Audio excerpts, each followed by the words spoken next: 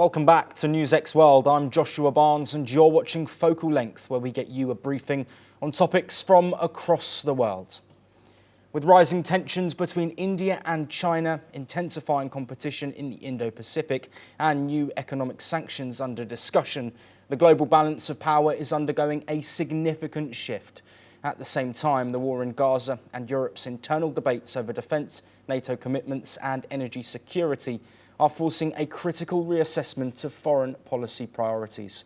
Joining us now is Erik Solheim, former Norwegian Minister of International Development and Environment. He also served as Under-Secretary General and Executive Director of the UN Environment Programme. As a seasoned diplomat and Green Party member, he brings crucial perspective on geopolitical strategies, global energy and humanitarian diplomacy. Today, he shares his insights on the India-China tensions, trade and security in the Indo-Pacific, the global impact of the Gaza war, and how shifting dynamics are shaping Europe's security and foreign policy priorities. Well, Erik, thank you ever so much for joining us on Focal Length. Let's start off by looking at how you assess the current state of India-China relations, especially in the light of historical border tensions and regional rivalries, but of course in the wake of key visits from state heads of regions and districts.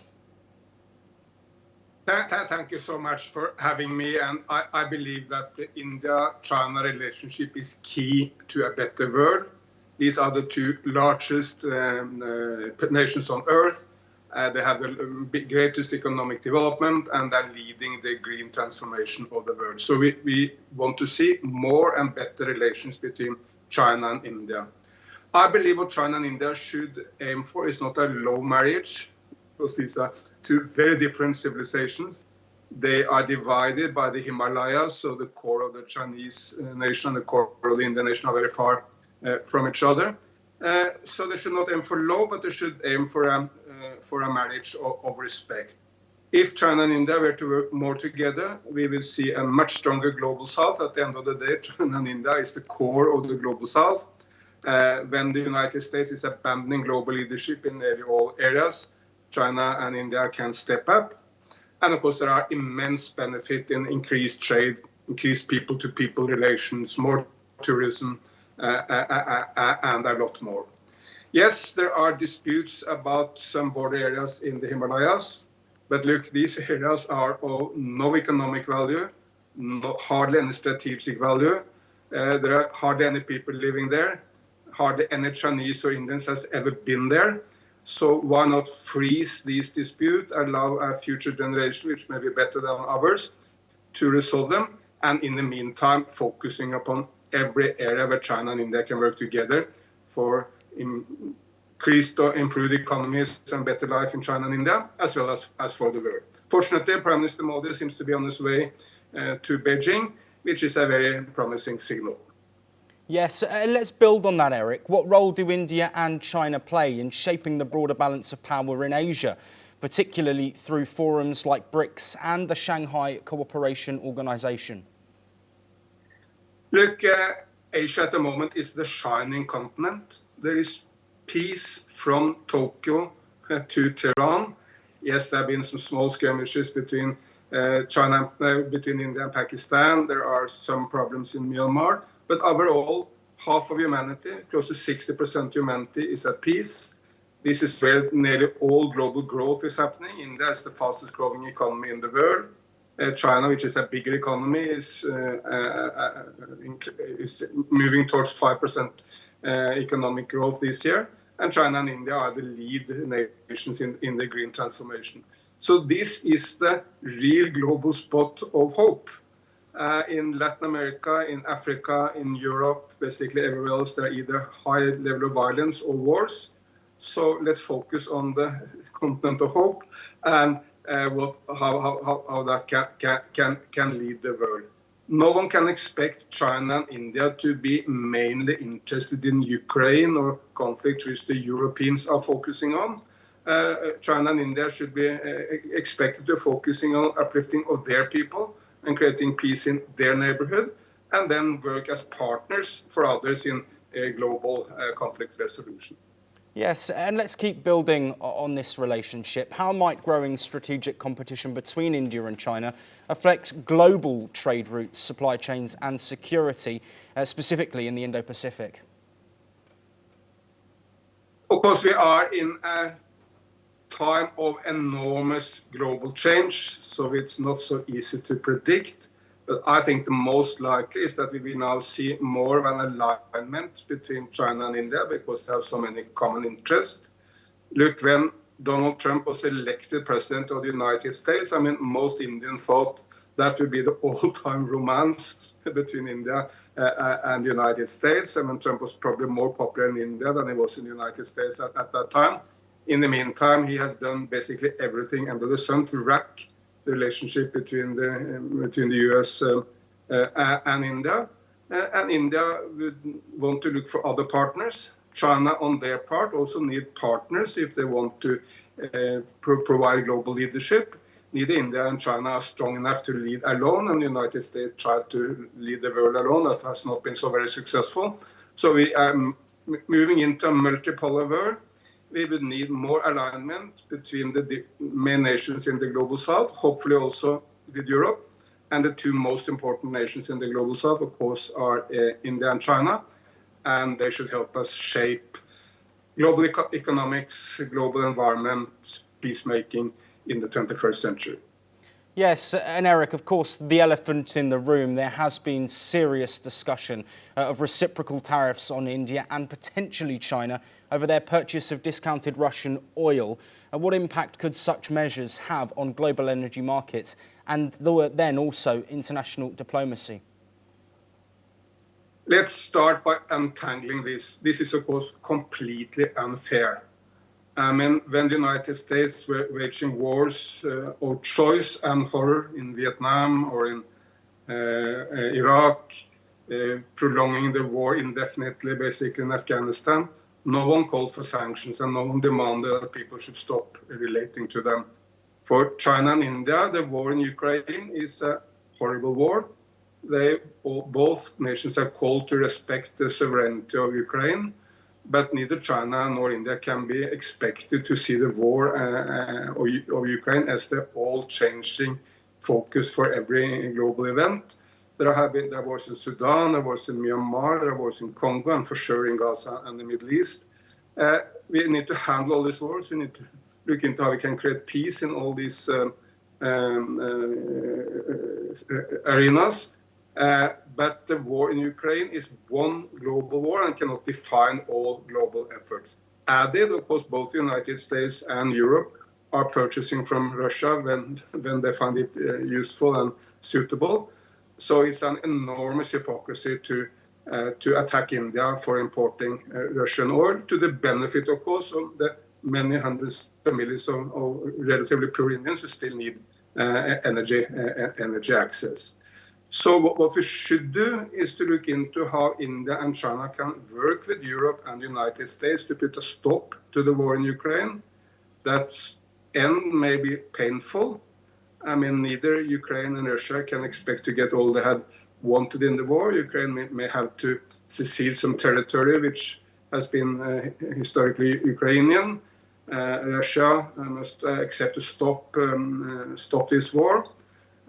Stop threatening Ukraine, and they must accept some global assurance for the sovereignty of Ukraine, maybe with involvement of guarantees also from China and India.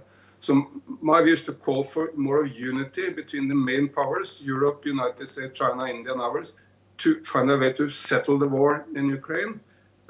Attacking India unfairly, as is happening now, is not helping anyone. Will just prolong the war in Ukraine and create more international problems. Yes, absolutely, Erik. Let's shift our attention now away from both India and China. Many European countries have historically supported a two-state solution. In light of the Gaza war, should there be a stronger push for recognition of a Palestinian state? And how might that shape foreign policy more broadly? Absolutely. And there are two main reasons why we should work very diligently for a Palestinian state. One, of course, is that there is no solution to the conflict in the Middle East between Jews and Palestinians, or Israelis and Palestinians, without a two-state solution. What other option is there? That the only other option is an apartheid state where Jews are dominating and Arabs and Christians and Muslims are seen as secondary citizens in their state. That can never create peace. Only an Israeli state living peacefully together with a Palestinian state can create long-lasting peace. Yes, it's difficult. Yes, there is no confidence, no trust at this point. But if you look to history, nations who were enemies in the past have been able to change. I mean, Germany and France were fighting wars throughout history, and then now they are the most peaceful and friendly of nations. So for Middle East, we need this solution. But the second is we also need a global rules-based order in the 21st century.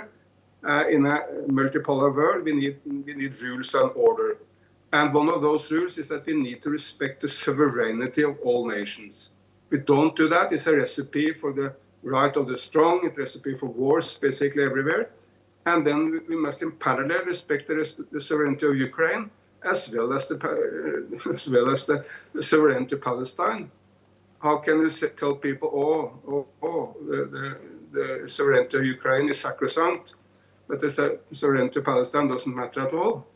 This is completely illogical, and it's a template for a disorganized world. So if you want peace in the Middle East, if you want a well-organized world, we must strongly work for a two-state solution, and we need to step up that effort. Yes, Erik, let's build on that. And beyond the question of statehood recognition, how should the international community respond to the ongoing Gaza war diplomatically, economically, or through humanitarian channels? It should work on all these areas. Of course, the most important is that the United States should stop fueling, supporting Israel, whatever Israel does. Israel is committing huge war crimes in Gaza, and the United States applaud or at least do nothing.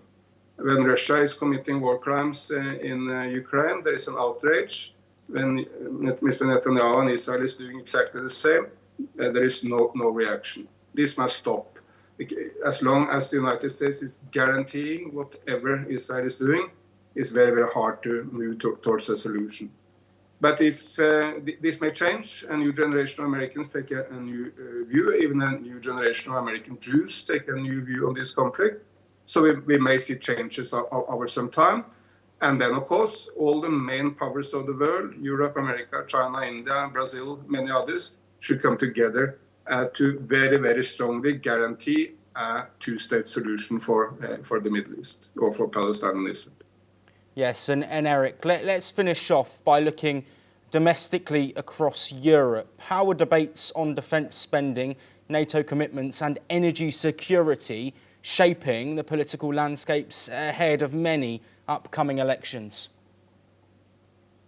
Look, the sweet spot is, of course, that the demand for energy security is a very strong driver of renewable energies, because the sun is Chinese, the sun is Indian, but the sun is also French or German or Spanish. So if you base your future energy on solar and wind, well, it creates domestic security, and you are less dependent on oil-rich nations, less dependent on Russia, less dependent on Saudi Arabia, but also less dependent on my nation, Norway, which are oil exporters. So the precarious security situation is driving the green transformation. That's the sweet spot. The negative is, of course, that there is now, I think, reckless thinking in Europe that we need to spend a lot more on defense and arms. Is very little clarity as to what that will achieve. Nearly all war deaths in the Ukrainian-Russian war are coming from drones. Drones are fairly inexpensive, and that's not what people are wanting to buy. And buying an enormous amount of American equipment, putting it up all over Europe, well, it will be a huge waste. And the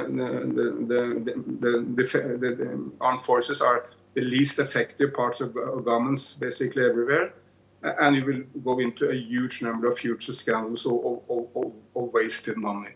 What we need is a much more clear understanding of what are the threats and how can we come together to handle them.